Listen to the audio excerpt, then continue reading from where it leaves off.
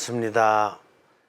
잠깐 기도하고 시작합니다. 성부와 성자와 성령의 이름으로 아멘.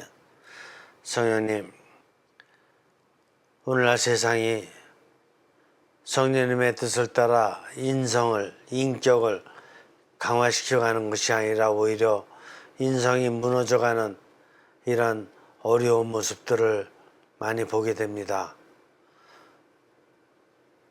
이 시간을 통해서 저희들을 일깨우셔서 무너져가는 인성과 인격을 영적으로 회복시켜 나갈 수 있는 지혜와 원리를 터득할 수 있도록 일깨워 주시기를 청합니다. 고맙습니다. 성령님, 성부와 성자와 성령의 이름으로 아멘. 오늘은 자율적인 자아실현, 즉 내 정신만으로 모든 것을 다 이뤄낼 수 있다는 추월주의라든가 자아실현을 할 수 있다는 이런 착각, 이거에 대한 두 번째 방법을 한번 보겠어요. 이들은 자신들의 형성적 결정들을 우연적이고 자의적인 것으로 보지 않습니다. 이들은 오히려 자의적인 것으로 보지를 않아요. 우리 첫 번째 거는 뭐였었어요? 자의적으로 다 모든 걸 하려고 그러는 게 문제였어. 내 정신만으로는 모든 걸 다 하려고 그랬던 게 문제라고 말씀드렸죠, 지난 시간에. 근데 이 또 하나의 문제는 뭐냐면 자의적으로 보지 않아. 내 정신만으로는 내가 할 수 있다라고 보지 않아요. 그건 또 무슨 문제냐? 이렇게 생각할 수 있거든요. 내 정신으로 하는 게 아니다 이거예요. 그럼 뭐냐? 이들은 자신 형성에 내재되어 있는 어떤 한 형성의 법칙을 자신도 모르는 사이에 따르고 있다. 그러니까 이들은 뭐야? 자신 내면에 어떤 형성의 법칙이 있다. 그래서 이걸 그냥 따르고 있는 것뿐이다. 이게 무슨 뜻이냐? 다른 말로 보면 자기 내면에 형성의 법칙이 있어서 자기의 운명은 어떻게 된다는 거예요? 운명은 타고났다. 그래서 자기는 타고난 운명, 숙명. 자기는 타고난 운명이기 때문에 어떻게 할래야 할 수가 없다라고 얘기하는 거예요. 이런 경우가 있습니까? 우리는 지금 자유민주주의, 자본주의 국가에 살고 있기 때문에 이런 경우를 경험하기 힘들었어요. 힘들었다니까. 그런데 여러분들 한번 북한 주민을 한번 생각해 볼래요?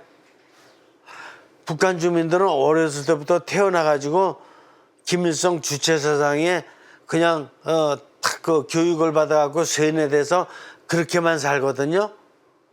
그래서 당에서 시키는 대로만 그대로 할 수밖에 없는 거거든요.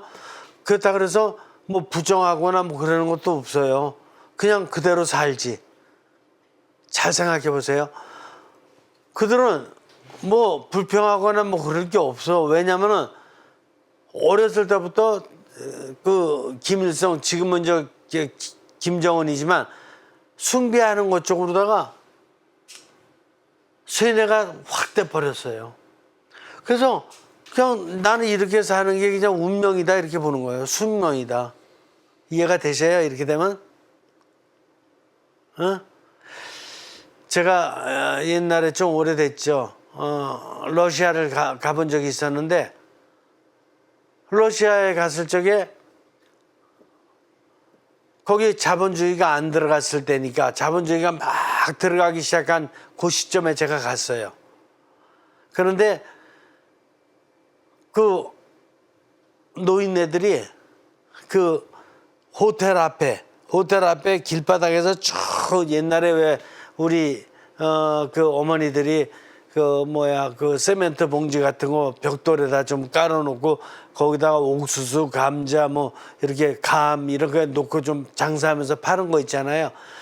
그런 게 장관이에요. 그런 모습이 쫙 흔들어섰는데 이제 자본주의가 들어가가지고 자유주의가 조금 이제 고르바초프 때 이제 대탕트가 선언됐잖아요. 그래서 고르바초프 때부터 이렇게 민주국가, 자본주의 국가와 이렇게 소통을 시작했잖아요. 그러다 보니까 자본주의에 이제 영향이 들어갔지. 그러니까 이제 돈을 버는 대로다가 내가 잘 살 수 있다라는 게 이제 깨닫게 된 거죠. 그러니까 그 장사를 했는데 쫙 해가지고 돈을 버는데 그러니까 이제는 자기가 노력하면은 고기도 먹을 수가 있고 일주일에 고기를 2번 먹을 수도 있고 이제 집도 살 수가 있고 이게 좋다라는 걸 이제 깨달은 거죠. 그전에는 그냥 공산주의 시대에 있으니까 그냥 시키는 대로 쭉 하고 그러면서도 뭐야? 운명이다, 숙명이다. 난 뭐 이렇게 사는 게 숙명이지 뭐 이런 식의 사고방식을 했던 거예요. 이해가 되세요? 지금도 지금 아프리카도 많이 발전되고 있고 그러긴 하지만은 오지에 가서 보면은 오지에 있는 사람 사는 거 보면은 어떤 교육의 혜택도 받지 못하고 문화 혜택도 받지 못하고 이런 여러 가지 어려운 상황에 있는 사람들 가서 보면은 그냥 그렇게 사는 거를 운명으로 안 되니까 숙명으로 그냥 이렇게 사는 거예요. 이해가 되셔요? 그렇게 되는 거라니까요. 그래서 이런 것들인데 그렇게 이제 교육이나 문화의 혜택을 받지 못해서 그렇게 산다든가 아니면은 공산주의 체제에 이제 여기서 쇠인해 돼 가지고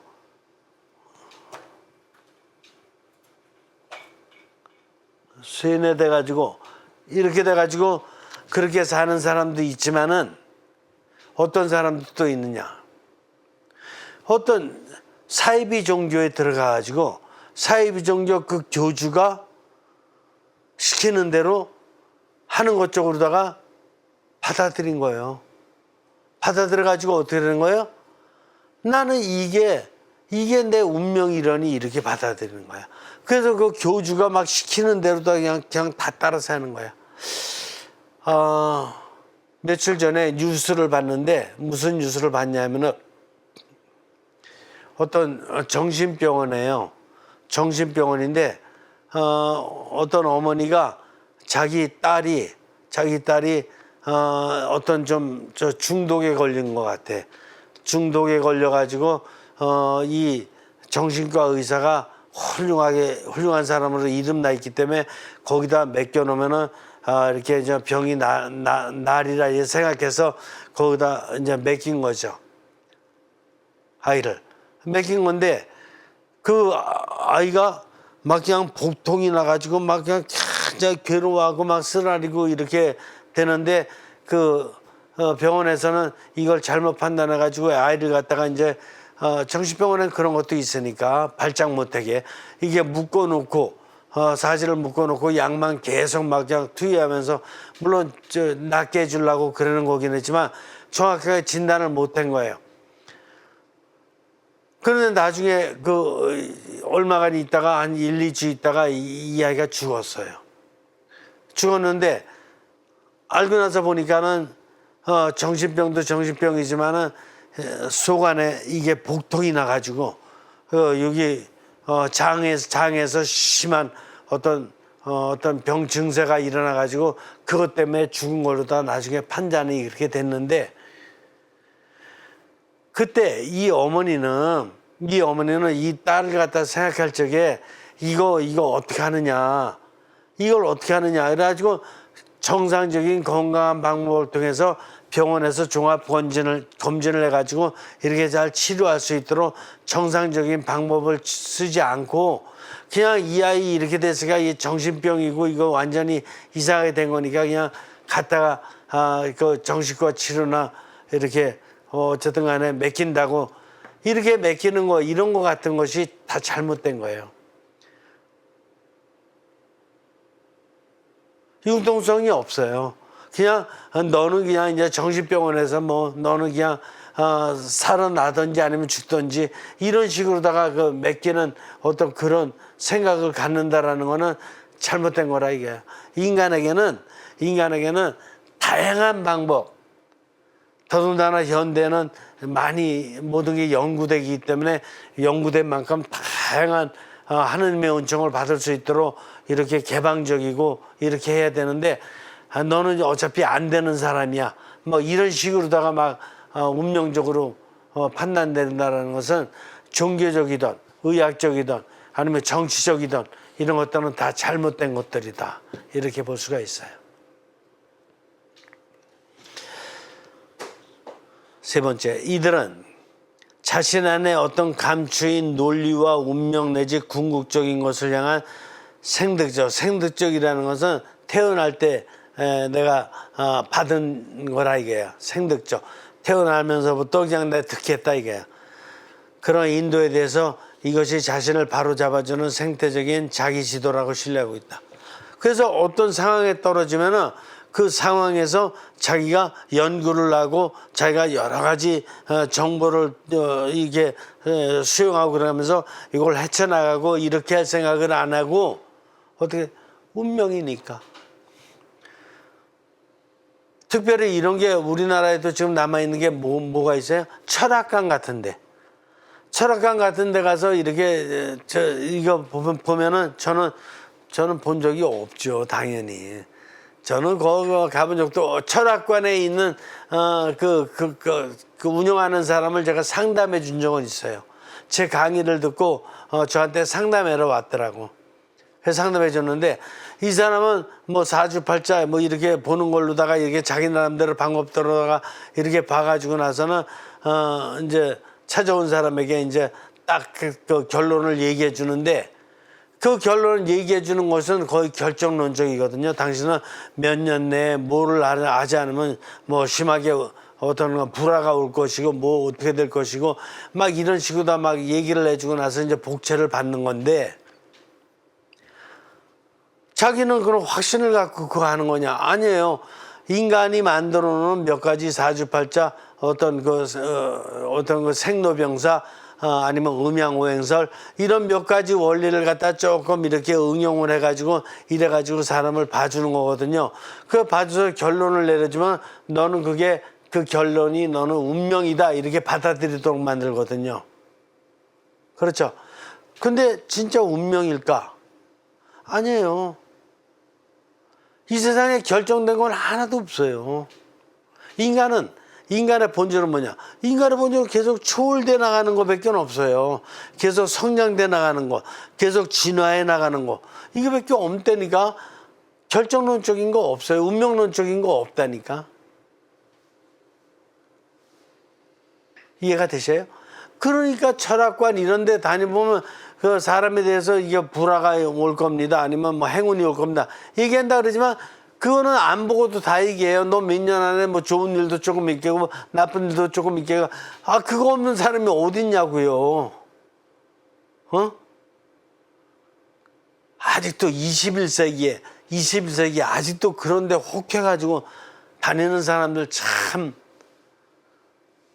고등교육이라도 받은 사람들이 어째 그랬는지 모르겠어요. 정확히 생각을 하고, 생각을 더 좀 정확히 하기 위해서 영의 힘까지도 성령님의 힘까지도 받아서 생각하고 관찰하고 그렇게 살아가는 거예요. 어떻게 또 나의 운명을 다른 사람한테, 철학관이라든가 이런 데 가서 다른 사람한테 내 운명을 이렇게 보도록 아니, 철학관에 있는 사람들이 진짜 훌륭하고 그러면은 그 사람 자기 운명이나 잘 개척해 가든지, 그냥 방이라고 그냥 헛강 같은데 이렇게 앉아가지고 그 뭐 촛불이나 하나 켜놓고 뭐 해준다 그러는, 그걸 믿어요? 미신이에요, 미신.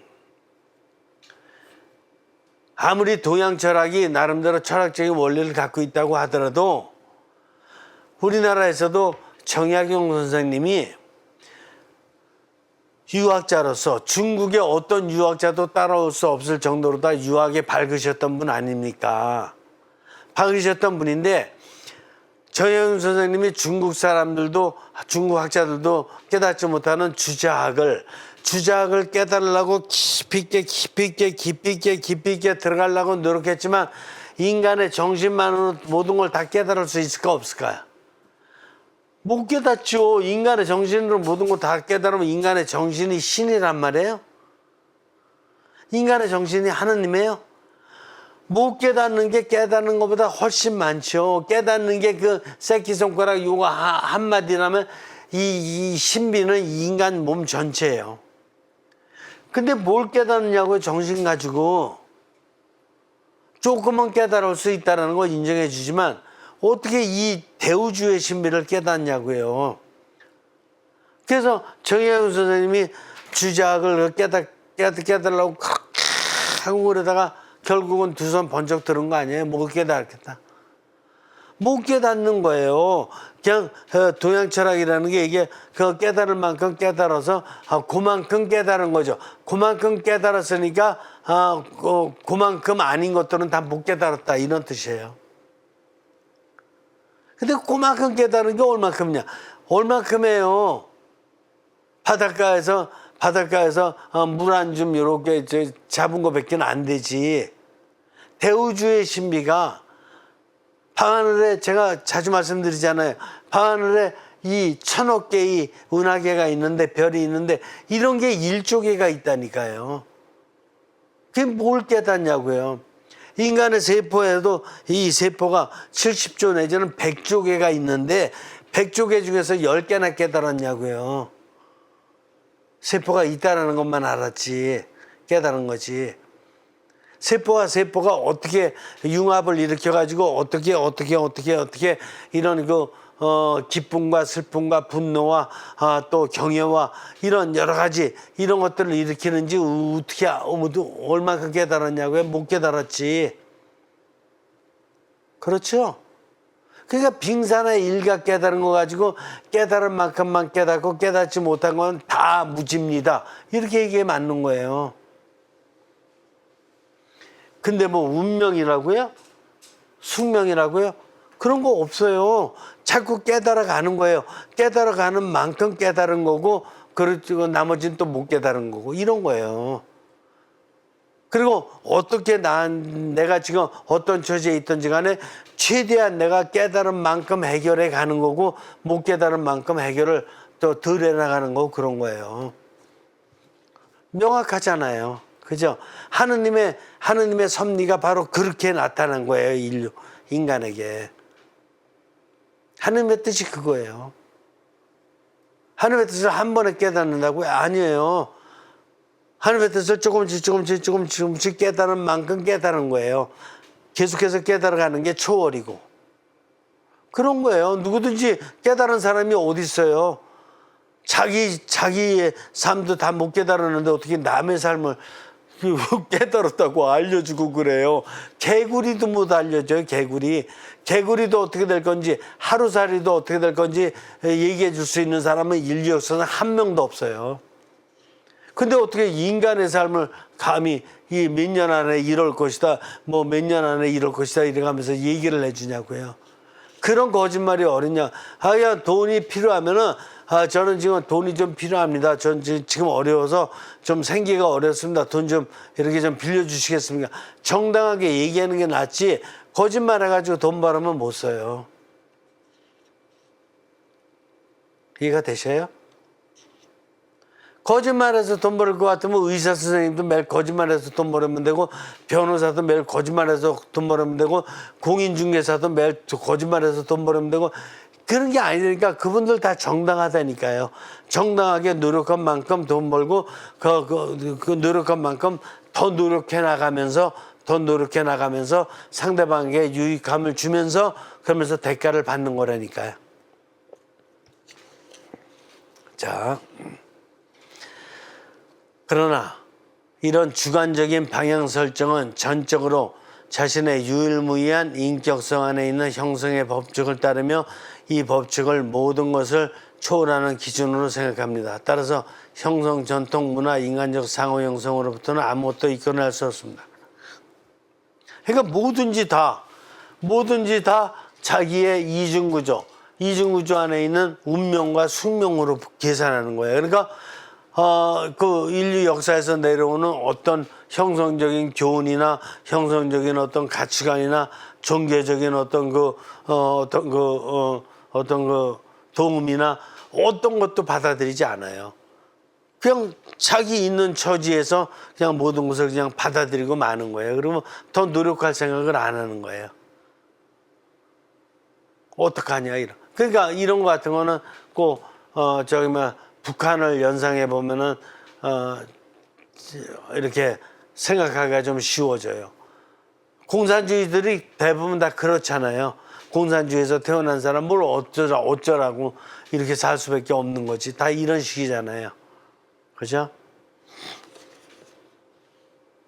그래서 결론적으로 현대로 올수록 팽배해져만 가는 전적으로 자율적이라는 말은 삶의 육신, 정신, 영적인 차원은 무시는 물론이고, 그래서 전적으로 자율적이라는 말은 육신, 정신, 영, 바로 이 힘으로다가 사회 역사와 연결해서 산다는 것은 완전히 무시하고, 외부의 전통과 문화들의 지시들, 권위들, 아무 이 권위들에 대해서도 전혀 구애받지 않는 오직 자신의 주관적인 선택만 강조하는 반영성적 가치관이다. 오직 나의 주관적인 성격. 그래서 두 가지가 있는데, 한 가지는 내가 자의적으로다가 내 생각이 최고다.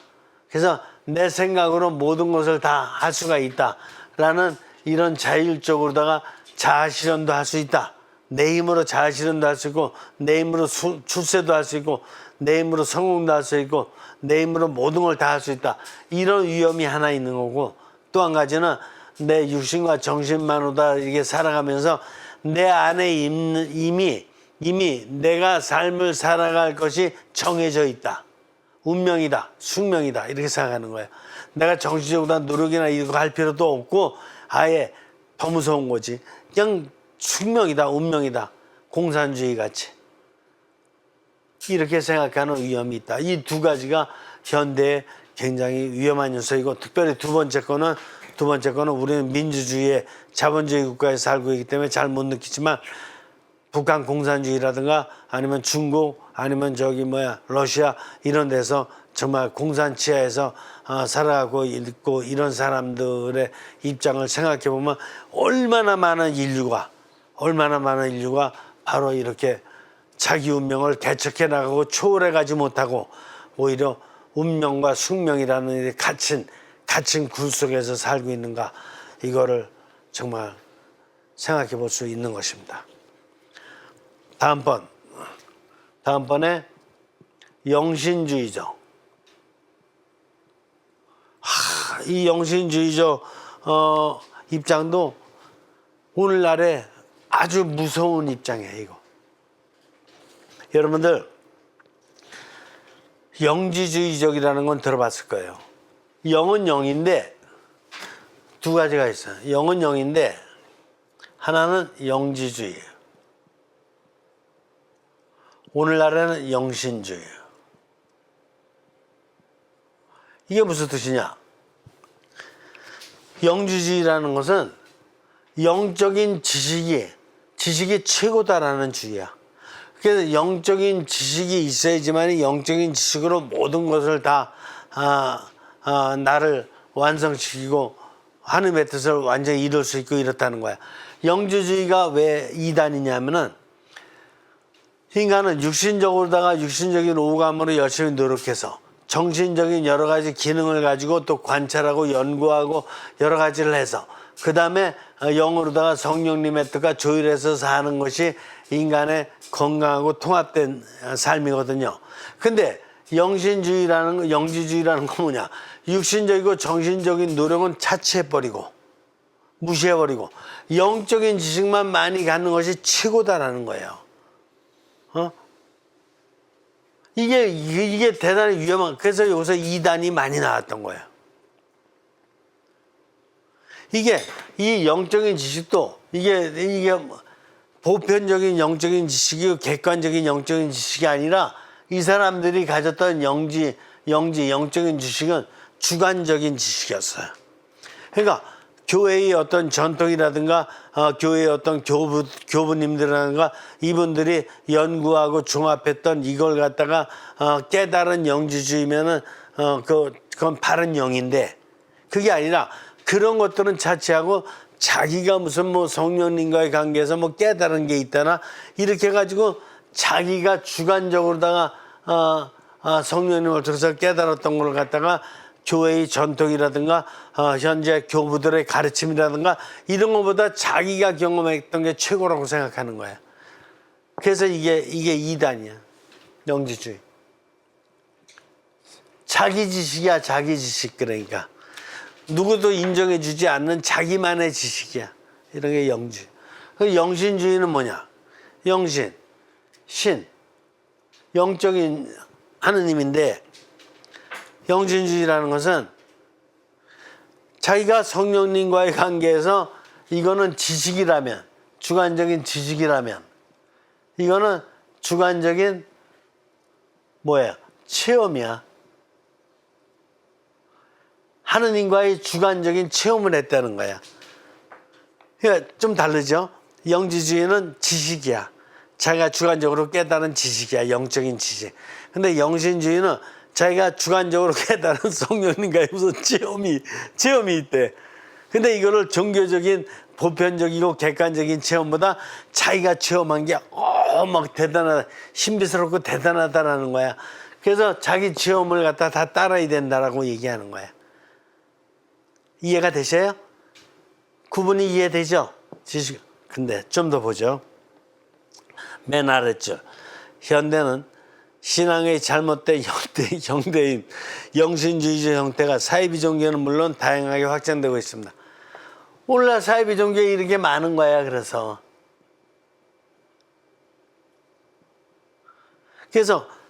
자기가 체험한 거를 따라야 된다고 자기가 체험한 걸 갖다가 막 기록을 해가지고 사람들한테 자꾸 이렇게 전달해서 따르도록 한다. 이걸 갖다가 뭐라 그러냐면, 요즘에 여러분들이 그런 얘기도 많이 듣게 되는데, 이걸 사적 계시라는 거야. 교회는 뭐가 중요하냐? 그리스도교는 특별히 계시 종교니까 공적 계시가 중요한 거예요. 공적 계시란 교회의 전통에 있어서 이렇게 여러 가지 나타난 계시 현상을 갖다가 이제 교부님들이 특별히 또 그것도 공의회를 통해서, 전 세계 주교님들이 모인 공의회를 통해서 하나하나 인정해가는 이런 검증골자를 겪어서 이거는 하느님께서 보여주신 계시다, 하느님의 뜻이다, 이렇게 확인했던 이 전통이 중요한 거예요. 그걸 공적 계시라 그러는 거야. 근데 이거는 종교 생활을 좀 하다 보니까 자기도 뭐 성령님과 무슨 뭐 체험을 했다나 이렇게 해서 사적 계시 이걸 갖다 하는데, 사적 계시가 인정을 받으려면 교회에 자기의 사적 계시의 어떤 결과들을 갖다가 분명히 밝혀가지고 교회의 어떤 검증 절차를 통해서 교황청에서 인정을 해줄 때에 그때 사적 계시가 인정이 되는 거예요. 근데 인정받지 않고 무조건 되고 교회의 어떤 질서라든가 전통을 갖다 무시해버리고 자기가 그 대단한 체험했다 그러면서 사람들을 갖다 모아가지고 말이야. 사람들을 모아가지고 어떤 조직을 형성해가지고 이렇게 자기가 어떤 공동체를 갖다가 막 그냥 자기 뜻대로 다 막 이렇게 운영한다. 이게 사이비 종교예요. 이런 유형의 형태는 지금 현재 드러난 사이비 종교도 있지만 그 종교 안에서도 나름대로 이렇게 이런 그룹들이 많이 있을 수 있어요. 그거는 개인적으로 다 만드는 그룹들이고 공동체들인데, 이런 그룹들은 대단히 교회의 전통을 갖다가 훼손시키는 아주 위험한 요소들이다, 이렇게 봐야 돼요. 그 다음에 121쪽 첫 번째, 영신주의는 초월적 차원이 잘못된 방향으로 고양된 주의입니다. 이거는 초월적 차원이 잘못된 방향으로 갔어요. 어떻게 잘못된 방향이냐 하면은 제가 정확히 설명해 드릴게요. 이 영이 초월이야. 영이며 초월이야. 이거 초월 있잖아요. 근데 이 영이며 초월은 이게 성령님과 소통하는 힘이에요. 성령님과 소통하는. 그러면 이게 왜 이 영의 힘이 중요하냐? 육신의 오감과 정신의 기능으로 열심히 인생을 살다 보면은 열심히 인생을 살았는데 성령님의 뜻에는 미칠까 못 미칠까? 인간이기 때문에 부족하죠. 그래서 성령님의 뜻은 부족한 거야. 그래서 열심히 살고 나서도 성령님의 뜻을 물어봐야 돼요. 그때 이제 성령님의 뜻을 물어보면은 성령님께서 영감을 주시는 게 그게 바로 초월적인 뜻이에요. 초월적인 영감이고. 그래서 이 영감을 받아서 이걸 갖다 다시 정신에 내려보내서 정신을 영화된 정신으로 해서 새롭게 계획을 세우고 또 육신을 영화시켜서 이렇게 영화된 눈으로다가 이제 실천을 하고 이렇게 되는 것이 이제 바르게 된 의미의 초월이다 이렇게 보는 거예요. 근데 그렇지 않고 그냥 영적으로다가 그냥 그냥 자기가 영감을 받아서 성령님과 소통해서 영감을 받았대. 어쨌든 자기는 영감을 받았다 그러면서 정신과 육신적으로다가 어떤 삶을 열심히 살 생각을 하는 건 무조건 되고 이 영감을 다른 사람들한테 자랑하고 다른 사람들을 다 끌어모으도록 해가면서 이래가면서 오히려 정신과 육신의 노력을 갖다가 오히려 침체시켜. 그리고 영적인 거 자기가 받은 영감에 그것만 하려고 그런다 그러면서 영적으로 하면 성경 공부만 시킨다든가 아니면 막 이렇게 막 단식 기도만 한다든가 막 이렇게 어쨌든 신앙적인 방법을 쓰긴 쓰는데 거기에 어떤 몇 가지를 갖다가 집중적으로다가 이렇게 초점을 맞추면서 사람들을 그쪽으로다가 다 이렇게 빠지도록 만들어. 이게 영신주의의 이단이다 이렇게 봐야 되는 거예요. 그래서 그거는 잘못된 초월주의다. 육신과 정신과 영이 성령님과 소통하면 이런 균형 잡힌 초월주의가 아니라 성령님께 받은 사적인 영감, 사적인 계시를 가지고 정신과 육신을 오히려 침체시키고 다른 사람들을 오히려 잘못된 방향으로 이끄는 잘못된 초월주의다. 두 번째, 이 주의는 영성적 삶의 형성을 성령에 의해 주어지는 오로지 주관적이고 개인적 영감의 결실로 보입니다. 그러니까 이건 뭐야? 이건 주관적이고 이건 아주 굉장히 주관적이에요. 주관적이고 어떻게 되는 거예요? 오로지 개인적. 그래서 자기가 개인적으로 받았던 거면은 교회 영적 지도자들, 교회 교부님들을 통해서 인정을 득하면 모르는데 득하지도 않은 걸 갖다가 자기가 뭐 신앙생활 좀 했다고 해가면서 신자들을 갖다가 막 끌어막아가지고 이렇게 하는 거 이게 잘못이라는 거예요. 근데 이런 형태들이 요즘에 자꾸 나타나고 있는 거예요. 한국에도 나타나고 있고 이런 게 잘못된 거다. 이런 거에 또 현혹되지 말아야 된다. 왜 교회의 어떤 그 본당 공동체를 통해서 교구의 어떤 교구장님의 어떤 사목이라든가 이런 것이 정당하게 내려오고 그 안에는 교황님의 어떤 그 사목도 정당하게 내려와 있고 그래서 본당을 통해서 정당하게 모든 것이 다 정상적으로 이끌어지는데 못들어 또 다른 걸 따르냐고요.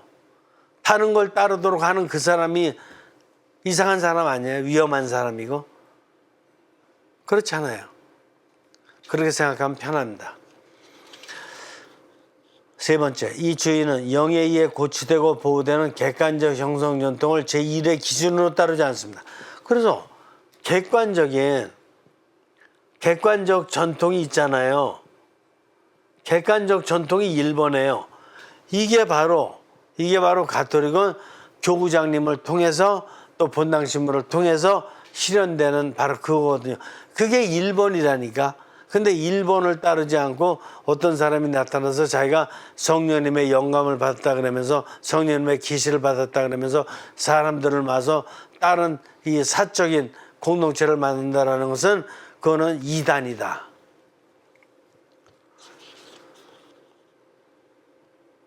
네 번째, 이들은 개인적으로 느끼는 영신적 영감들이 왜곡될 수 있다는 사실에 충분히 귀를 기울이지 않는 오만에 빠져 있습니다. 그러니까 자기가 받은 이 개인적인 영감이라는 것이 오류가 있을 수 있어요, 없어요? 있지. 자기가 뭐 꿈에 잠자다가 뭘 받았다. 아니면 새벽에 일어나가지고 무슨 영감을 받았다. 얘기하는 게 그게 헛거 볼 수도 있고, 그리고 자기가 너무나 막 그쪽으로다가 막 자기 정신을 몰아대 보니까는 자기 정신이 약해져가지고 환상을 볼 수도 있고, 이게 얼마든지 오류에 빠질 수 있는 거라니까요. 그런데 그걸 인정하지 않아요. 얼마나 오만한 힘이 센지 자기가 대단한 영성가고 대단히 이렇게 영적인 힘이 세고 성령님과 굉장히 아주 친하고 막 이런 걸로다가 자기를 착각하기 때문에 이런 결과가 나오는 거예요. 다섯 번째, 이들은 객관적인 다른 사람의 의견에 상관없이 오직 자신의 식별과 사정 과정에서 성령께서 자신에게 무엇인가를 지시하셨다고 강하게 주장한다. 그래서 매일 그냥 성령님 얘기만 하는 거야. 성령님이 자기한테 뭘 강하게 주셨다. 성령님 얘기를 할 적에는 성령님이 직접 영감을 주셨다?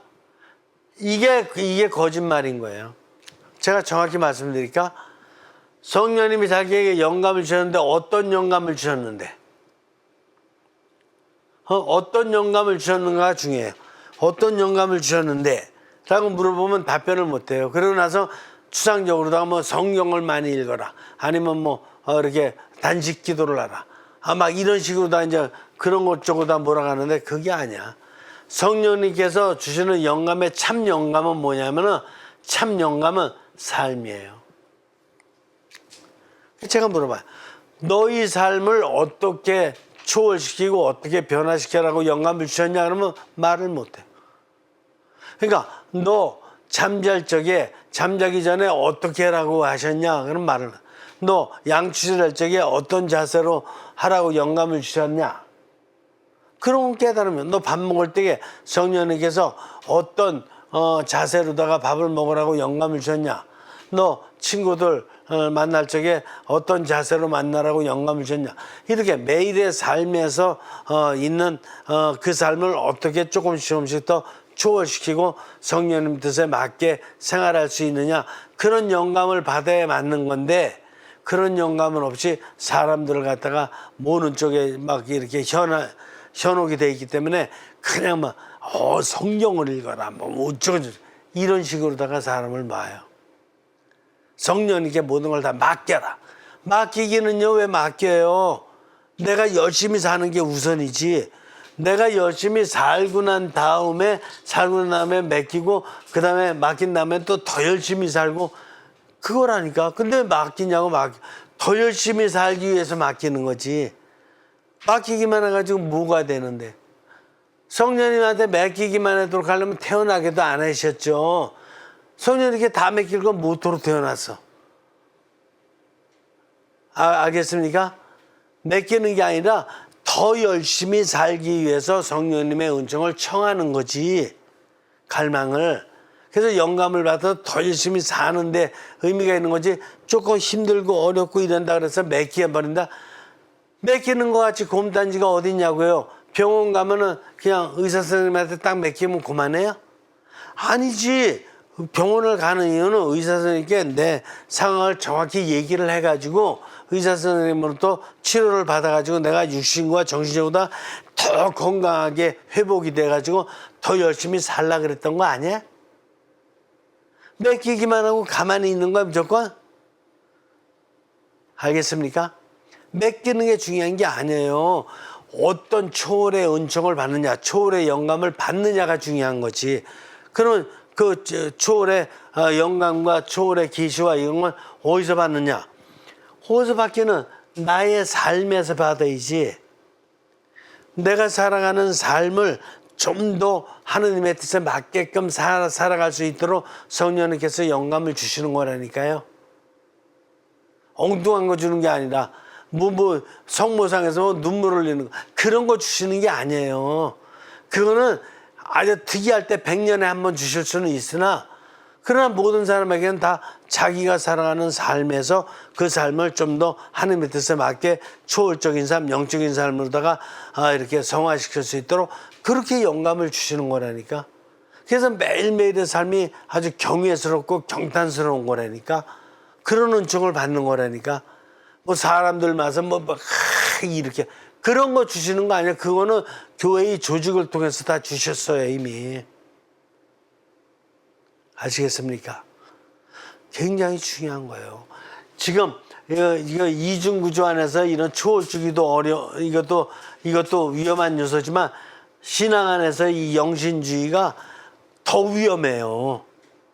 신앙생활 하는 사람, 정상적으로 하는 사람 끄집어 당겨가지고 자꾸 어떻게 영적인 영감을 받는다, 성령님 영감을 받는다 그러면서 그냥 막 몰아대는 거, 이게 더 위험한 거예요.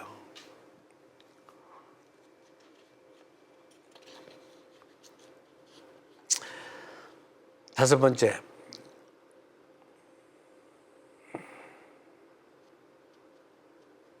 여섯 번째요. 이들은 과학자들이 발견해내고 있는 우주의 법칙이나 자신의 삶에서 다가오는 육신, 영신, 영이나 역사적인 지시들을 전적으로 무관하게 무시합니다. 그래서 그 사람들은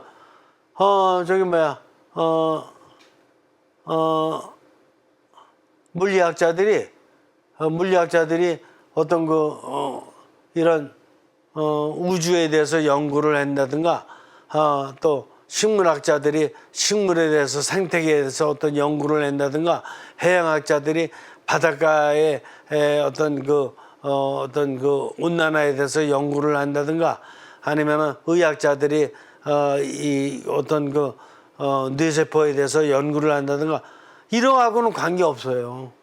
이 사람들은 오직 성령님한테 영감을 받았는데, 성모상이 이렇게 눈물 흘렸고, 성모님께서 어떤 메시지를 주셨는데, 이렇게 살아라 그래갖고, 하루에 묵 주신 걸 얼마만큼 하고, 이런 걸로다가만 자꾸 사람들을 현혹시키는 쪽이. 삶이 중요한 거예요. 그렇기 때문에 이 자연과학자들의 삶도 중요하고, 물리학자들의 삶도 중요하고, 의학자들의, 식물학자들의, 해양학자들의, 천문학자들의, 이런 모두 의학자들의, 학교 선생님들의 이런 삶이 다 중요한 거라니까요. 그런 거 안에 영적인 걸, 가치를 발견하려고 하지 않고 매일 성모님이 자기한테 무슨 메시지를 주셨다. 성모님이 왜 자기한테만 주시냐고. 매일매일의 삶을 통해서 모든 인류한테 다 주시지. 아시겠어요? 자기를 자꾸 특별한 사람으로 생각하는 게, 그게 문제 중에 제일 큰 문제예요. 교회 질서가 있잖아요, 이렇게 교황님까지. 그걸 통해서 공적으로 다 일을 하도록 이렇게 2000년 역사 동안 다 활동해 오셨는데, 자기는 조만큼 미년 살지도 못하면서 2000년 동안 성령님께서 지켜주신 이 교회의 전통 가르침이 다 있는데, 그걸 다 무시하고 자기한테 특별한 걸 주시냐고. 일곱 번째, 그리스도인들이 쉽게 영신주의에 매혹당하는 이유는 과거에 정신적으로 합리적이거나 행동주의적 형성 방법에 대한 과잉 반응으로 인해 상처를 받은 경우입니다. 그래서 교회 생활을 하다 보면 인간들의 삶이니까 좀 이렇게 상처받을 수 있어요, 없어요? 있지. 좀 이렇게 못마땅한 일이 있을 수 있어요, 없어요? 있지, 당연히. 그런 걸 가지고, 나 이제 이런 단체 들어가서 활동 안 해. 난 그냥 미사 참여만 하고 안 할 거야. 이렇게 있다가 이게 영신주의 이 사람들이 나타나서, 영적으로 성장하기 위해서는 이렇게 하면 성령님의 영감을 받아서 하면 됩니다. 이렇게 하니까 혹해가지고 빠진 거거든요. 건강하게 정상적으로 신앙생활을 해온 사람 입장에서는 그런데 안 빠지거든요. 왜냐면 매일매일이 경외스럽고 매일매일이 행복하고 매일매일이 초월되니까 얼마나 좋아요. 그런데 빠질 필요가 없거든. 근데 꼭 이렇게 신앙생활에다가 좀 이렇게 건조하거나 아니면 누구한테 좀 상처를 입었거나 이런 사람들, 그런 가운데 자기는 또 열심히는 또 하고 싶고 이런 사람들이 혹해가지고 빠지는 데가 바로 그런 거다.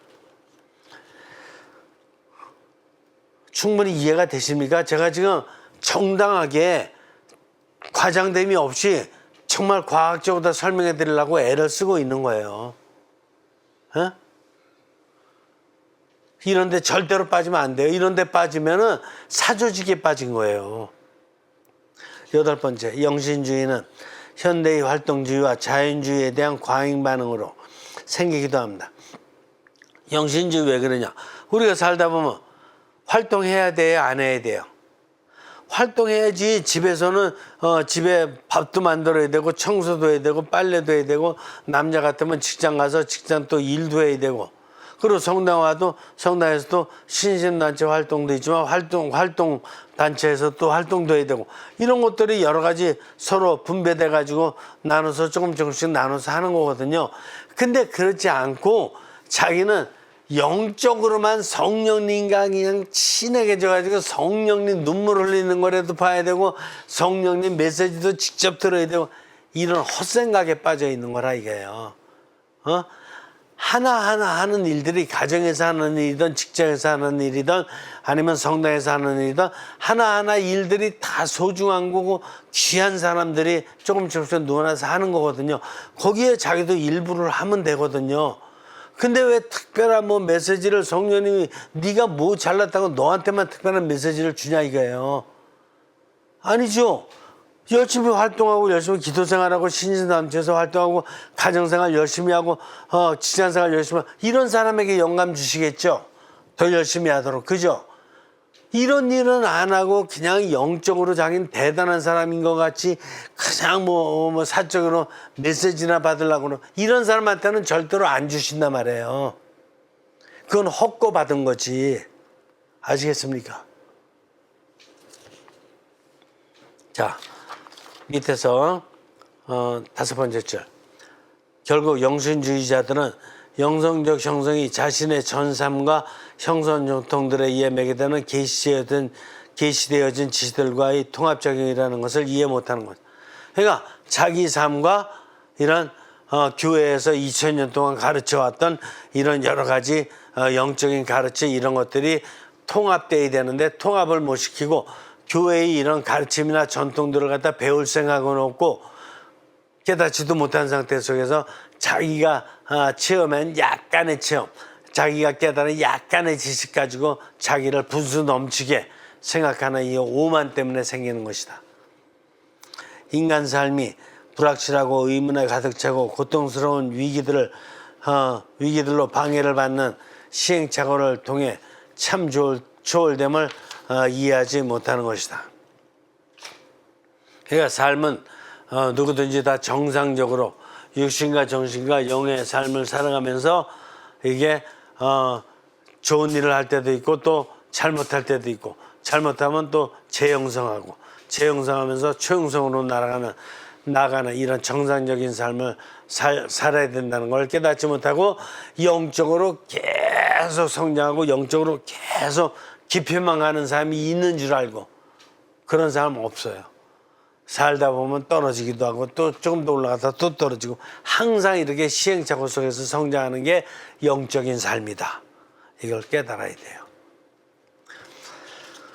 영의 힘이란 인간 여정에서 다른 차원들, 즉 육신, 정신, 사회, 역사 차원을 배제하지 않고 오히려 초형성시키면서 인간을 비추어주고 강화해주는 힘임을 깨닫지를 못하는 것이다. 바로 이런 사람들은 그걸 깨닫지 못하는 거예요. 계속 영적으로다가 막 계속 성장해가지고 아주 성령님 아주 코 밑에까지 도달하는 줄 알고 그런 환상 속에 빠져 있는 거예요. 아니야, 인간은 아무리 성령님하고 가까워도 밥 먹는 시간에는 밥하고 가까워야 되고 수영하는 시간은 수영하고 가까워야 되고, 그러나 성령님과 같이 있다라는 거지. 빨래하는 시간은 빨래에 집중하면서 가까워야 되고, 근데 성령님도 같이 계시다는 뜻이지.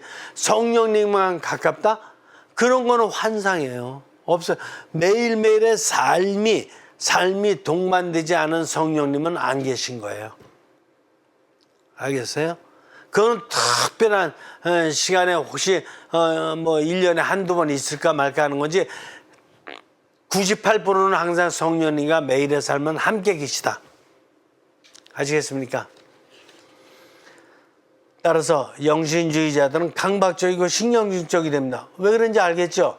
매일매일의 삶이 중요한데 삶을 살라고 하느님께서 내려보내 주셨더니 삶은 신경 안 쓰고 건방지게 성령님하고만 지내고 성령님 메시지만 받으려고 그러고 성령님이 보여주시는 눈물에 쌓이나 보려고 이러니까 그쪽으로다가 강박증이 생기지 그쪽으로다 신경증이 생기지 아시겠어요? 매일매일의 삶을 살아야죠.